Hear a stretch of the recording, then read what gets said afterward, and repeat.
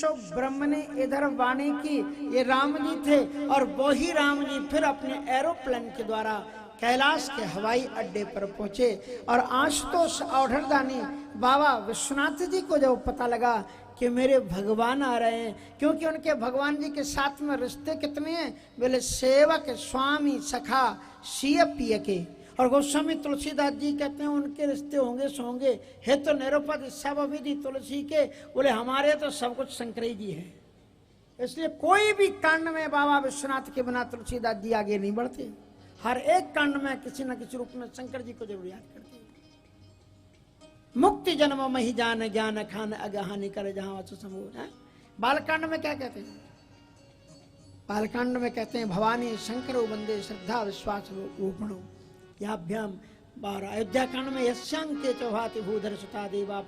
आप देखोगे प्रत्येक कांड में वो याद करते। ऐसे भगवान शिव के कैलाश में रघुनंदन श्री राघवेंद्र सरकार साकेत से आए हैं, अयोध्या से नहीं, अपने दिव्य लोक से। क्योंकि रामतापनी उपनिषद में लिखा हुआ है कि राम जी विष्णु जी के अवतार नहीं, वो बैकुंठ से नहीं आते, साकेत लोक से आते हैं। इसलिए हमारे जो रामोपासक संत लोगों का अगर शरीर पूरा होता है तो उन्हें वैकुंठवासी नहीं लिखा जाता, उन्हें गोलोकवासी नहीं लिखा जाता, उन्हें स्वर्गवासी नहीं लिखा जाता। क्या लिखा जाता है? साकेतवासी। साकेत धाम है भगवान राम का।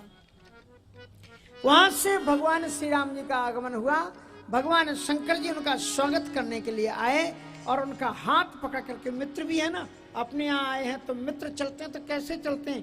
एक दूसरे का हाथ पकड़ करके मस्ती से हिलते हुए चलते हैं।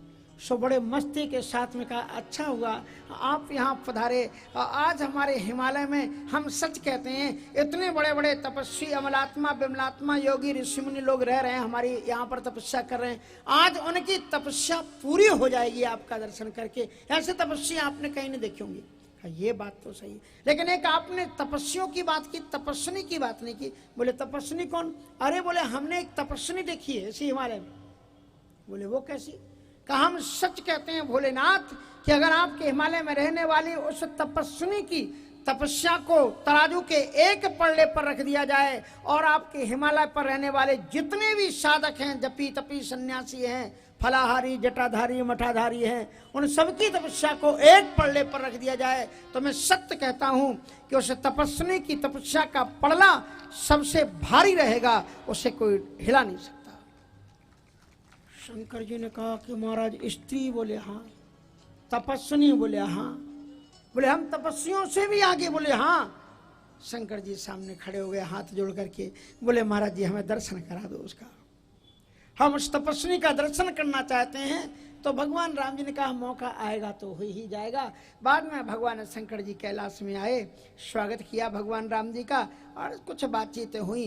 राम जी जब चलने लगे तो फिर भगवान शंकर जी बोले कि क्या बताऊं, आपको देने का लिए तो बहुत मन करता है, लेकिन अब क्या दें आपको, आप तो पूर्ण काम हो। तो भगवान श्री राम जी ने कहा हम आज मांगने ही कुछ आए। क्या मांगने आए हो?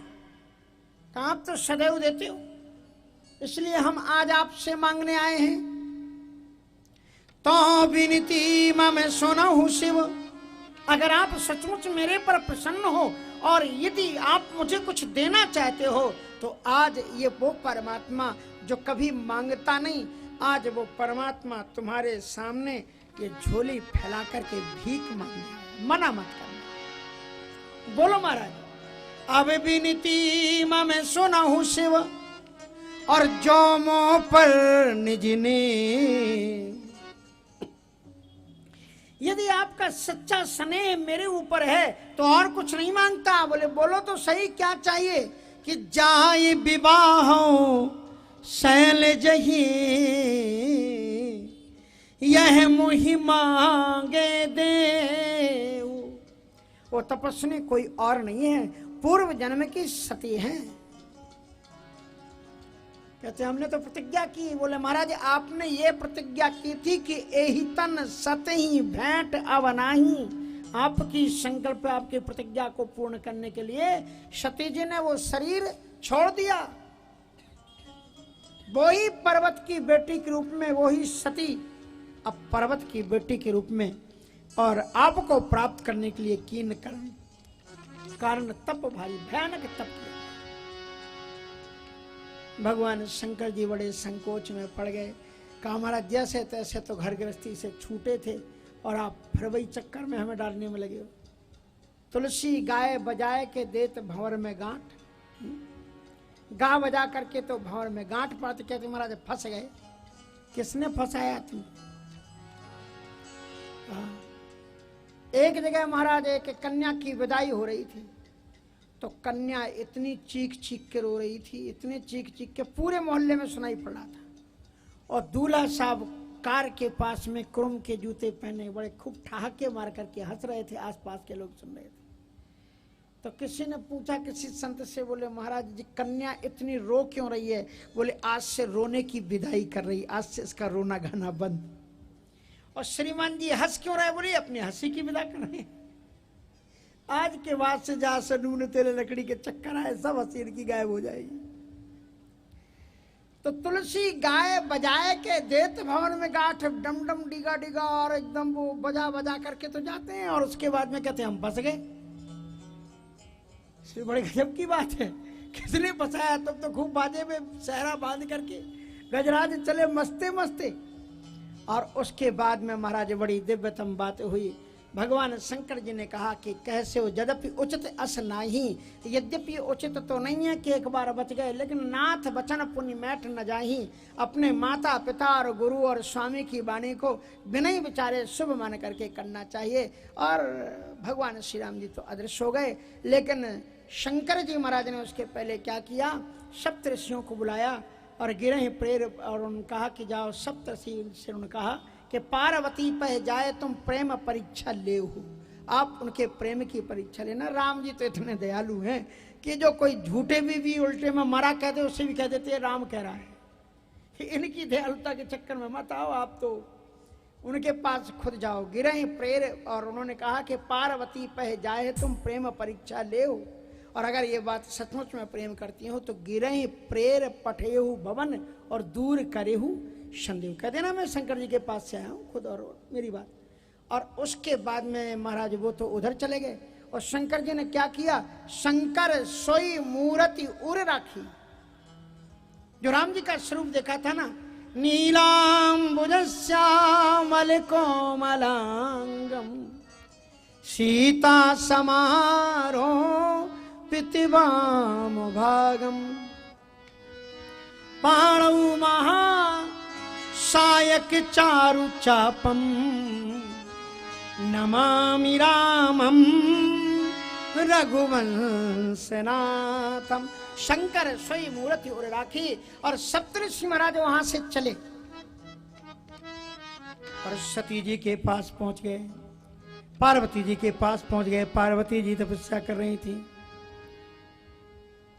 तो ऋषियों ने सती जी को कैसे देखा? ऋषि ने गौरे देखी ताह देखी ताह कैसी। ऋषि ने गौरे देखी ताह कैसी। ऋषि ने गौरे देखी कही अवरा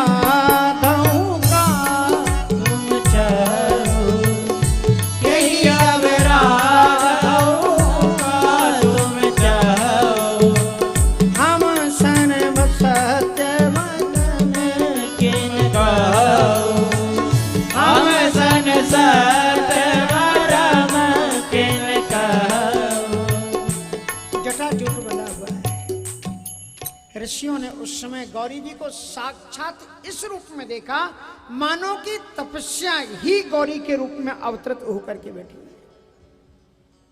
ऋषि ने गौर देखी ता कैसी मूर्ति मंत्र तपस्या जैसी। बोले मुनि सुन शैल कुमारी। ऋषियों के आगमन पर उन्होंने अभ्युत्थान किया, उठ करके खड़ी हुई। ऋषियों को यथोचित आसन दिया। आसन ग्रहण करने के बाद में ऋषि मुनि तो परीक्षा लेने के लिए आए थे। यद्यपि वो सब कुछ जानते हैं, फिर भी उन्होंने कहा कि करहु कवन कारण तप भारी। हे पार्वती जी, आप इतना कठिन तप किसके लिए कर रही हो? के ही अपराध हो? किसकी आराधना क्या चाहती है तुम मुझे बताओ। सती जी को थोड़ा सा संकोच हुआ, शर्म आई, अपना सिर नीचे कर लिया। आपको मैं अगर अपनी मन की बात बताएंगे तो आप हंसोगे, मजाक उड़ाओगे। नहीं नहीं आप बोलो। कहा चाहे सदा से वही भरता रहा। आप मेरा अज्ञान तो देखो, जो सदा से वो भगवान शिव हैं उनको मैं पति के रूप में। और इतना सुनते ही ऋषि मुनि लोग ताली पर ताली पीट करके बड़े जोर से हंसे। किसको? एक बार फिर बताना बोले शंकर जी को। बोले हाँ, वो ही ना हिमालय पर रहते हैं, पहाड़ पर। बोले हाँ उन्हीं को। किसने बताया था तुमको? अरे वो वर तो अगर सैत मैत में भी किसी कन्या को मिले तो भी कोई पागल ही होगी जो उसको वर के रूप में चाहे, कोई नहीं चाहेगी। अच्छा तुम पहले ये बताओ तुम्हारा गुरु कौन है? किसने तुम्हें बताया? इसी के लिए तुमने इतना टाइम बर्बाद किया वो सब पागल वर के लिए? कौन तुम्हारा गुरु है? कहा नारद जी। फिर और हंसे, बोले तुम्हें और कोई गुरु ही नहीं मिला, यही गुरु मिले थे तुम्हें। नारद के उपदेश सुन कहो बसु किसु गेहु। आज तक नारद जी के वचन सुन करके किसी का घर बसा है? जो तुम उस बाबा के कहने पर अपना घर वो अपना घर तो बसा नहीं पाए, काले कलूटे बंदर बन गए, और तुम उसके कहने पर अपना घर बसाने चली। कनक कश्यप कर ऐसी लाइन लगा दी, कहा कि महाराज कनक कश्यप कर घर उनघाला, दक्ष सुतन उपदेशन जाई, तेन पर भवन में देखा आई। और महाराज उन्होंने जिस जिसको उपदेश दिया वो वीरान हो गए, जंगलों में घूमते फिरे, उन्हें कुछ मिला नहीं। ये गलती कर दी तुमने। नारद जी के कहने पर तुम उस वर के साथ में विवाह करने जा रही हो जिसकी उम्र का कोई ठिकाना नहीं, समय का कोई ठिकाना नहीं, घर का कोई ठिकाना नहीं, कुल गोत्र का कोई ठिकाना नहीं। पागल हो गई हो तुम। सुता तुम छोटी भोबरी बूढ़ो, सुता तुम छोटी भोबर बूढ़ो, सुता तुम भोबरी बूढ़ो, सुता तुम छोटी भोबर बूढ़ो, सुता तुम छोटी भोबर बूढ़ो। मांग के खाते मसीद को सोईबो, मांग के खाते मसीद को सोईबो, घर नहीं आटा सुता तुम छोटी गोबर बूढ़ो, सुता तुम छोटी गोबर बूढ़ो। शादी होकर के बच्चियां घर में जाती हैं और घर जाने के बाद में पुराने जमाने में आपने देखा होगा कि दो पैर होती कोई दूसरे की चोटी गुहे देते हैं। तो वहां तो कोई है ही नहीं, उसके यहाँ पर कौन तुम्हारी चोटी गुहेगा? वहां न मिले हैं सखी सहेली, वहां न मिले हैं सखी सहेली, वहां न मिले हैं सखी सहेली, वहां न मिले हैं सखी सहेली। को कोई है तुम्हें चोटी, सुता तुम्हें छोटी गोबर बूढ़ो, सुता तुम्हें छोटी गोबर बूढ़ो। जय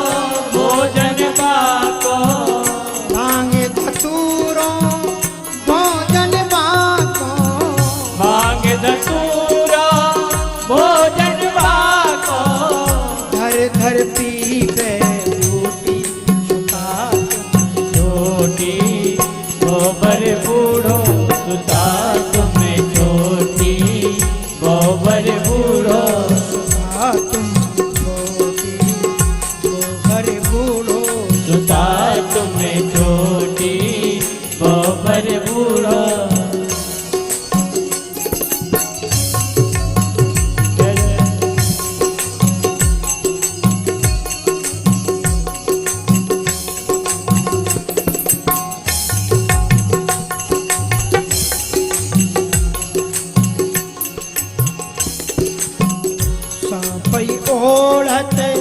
सांप बिछावती, सापही ओढ़त सांप बिछावत।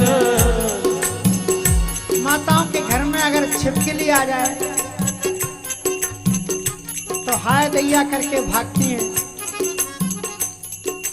तुम वहां जाके कैसे रहोगी? मालूम है वहां छिपकली नहीं, सांप रहते हैं और बिल में नहीं, पतिदेव के अंग से लिपटे रहते हैं। सांपई ओढ़ते सांप बिछावत, सांपई ओढ़त सांप बिछावत। सांप की पैरे लगोटी, सुता तुम्हें छोटी, गोबर बूढ़ो सुता तुम्हें छोटी, गोबर बूढ़ो सुता तुम्हें छोटी, गोबर बूढ़ो सुता तुम्हें छोटी, गोबर बूढ़ो। काहू कवन सुख असे बर पाए, भल बूढ़े ठग के बवराए।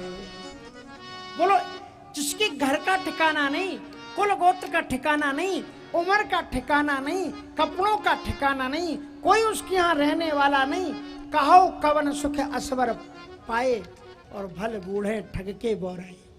अच्छे अच्छे बुद्धिमान भी ठगों के चक्कर में आकर के अकल खो बैठते हैं। ठग कहा किसको? नारद जी को कहा। अब तक जो था सो सब ठीक था। शंकर जी की भी निंदा की, गुरु जी की भी निंदा की, और निंदा ही नहीं की, कहा कि सुनो, हम तुम्हारे हित चिंतक हैं, हेमवंत जी से हमारा बड़ा प्रेम है, कोई बात नहीं, तुम्हारी तपस्या व्यर्थ नहीं जाने देंगे, हम तुमको बरनी के बिचारा, हमने तुम्हारे लिए बिना तपस्या के हम शॉर्टकट रास्ता से हम सोर्स लगा देंगे, बहुत अच्छा वर तुम्हारे लिए सोच रखा है। गावे वेद जासु जश लीला, जिनकी वेद भी कीर्ति का गान करते हैं, सहस्त्र शीर्षा पुरुषा सहस्त्राक्षा सहस्त्रपाद, ऐसा जो वर है वेद जिसकी कीर्ति का गान करते हैं, उनको ऐसे असवर तुम्हें मिलाव आनी, ऐसा वर हम तुमको आकर के मिला देंगे। और गावह वेद जासु जस लीला, ऐसे भगवान क्षीर सिंधु में निवास करने वाले, इसलिए तुम ये चक्कर छोड़ो। देखो कितनी सुंदर बात, गुरु में निष्ठा कैसी होनी चाहिए ये पार्वती जी ने सिखाया। जब तक उन्होंने और बातें शंकर जी की निंदा सुन ली और बातें, जो ही गुरु जी को ठग कहा, सती जी बर्दाश्त नहीं कर पाई और बोली तुम ग्रह गबनौ भयौ विलंबा।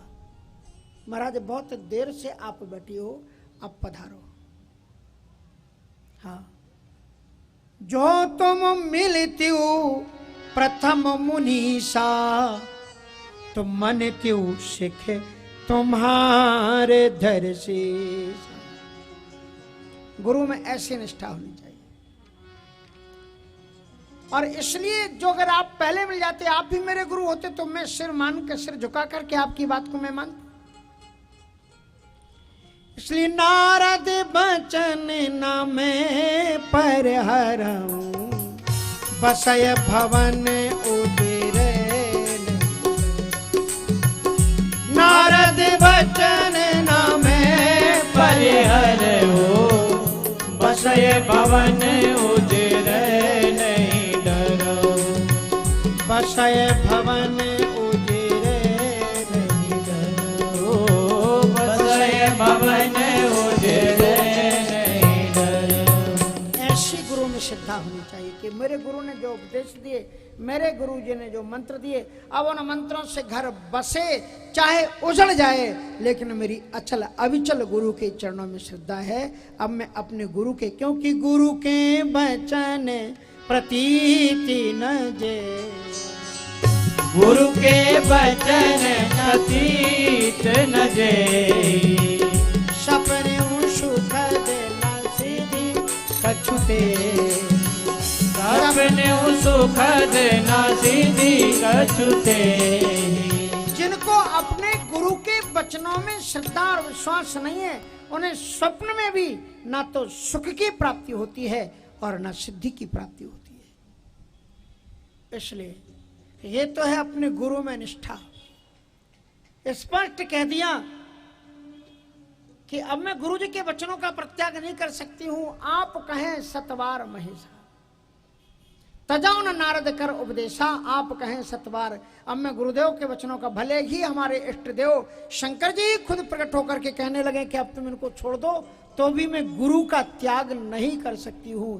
ऐसा नहीं, कबीर साहब जी ने तो बहुत बाद में कहा, जब उनकी साधना पर चल करके भगवान सामने आके खड़ा हो गया, तब गुरु गोविंद दो खड़े काके लागू पाए, बलिहारी गुरु आपकी गोविंद, तब वो बलिहारी गुरु की जाते हैं।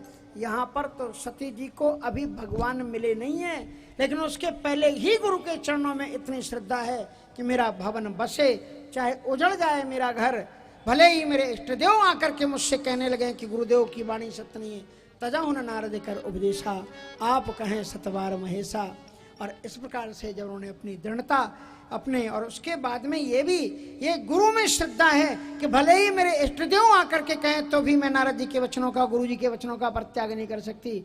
और आप जो ये कह रहे हो महादेव अवगुण भवन विष्णु सकल गुण धाम, लेकिन जही कर मन रम जाए सन ते ही सन काम, भले ही आपके विष्णु जी सकल गुणों के आगर हों, सिंधु हों, कोई बात नहीं है, भले ही हमारे शंकर जी अवगुण के ही धाम क्यों ना हो, लेकिन वो मेरे इष्ट देव हैं। जही कर मन रम जाए सन ते ही सन काम, जिसका मन जिसमें रम जाता है उसको उसी से मतलब होता है।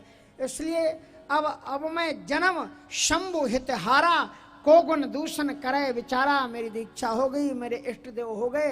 अब तो महाराज कोटि जन्म लगी रगरे हमारी, और बरहु शंभु नत रहाऊं कुमारी। एक जन्म तो क्या, भगवान शिव को प्राप्त करने के लिए मुझे धरती पर लाखों लाखों बार जन्मना पड़े, करोड़ों बार जन्मना पड़े, तो करोड़ों बार मैं जन्मूंगी और नमः शिवाय का जप करूंगी और भगवान शिव को ही अपना पति बनाऊंगी। शिव के अलावा मेरा कोई पति नहीं होगा, ये दृढ़ संकल्प है। ऐसे भगवान शिव में निष्ठा, गुरु में निष्ठा कैसी होनी चाहिए और अपने इष्ट देव में निष्ठा कैसी होनी चाहिए, ये पार्वती जी महारानी ने यहाँ पर प्रतिपादित की।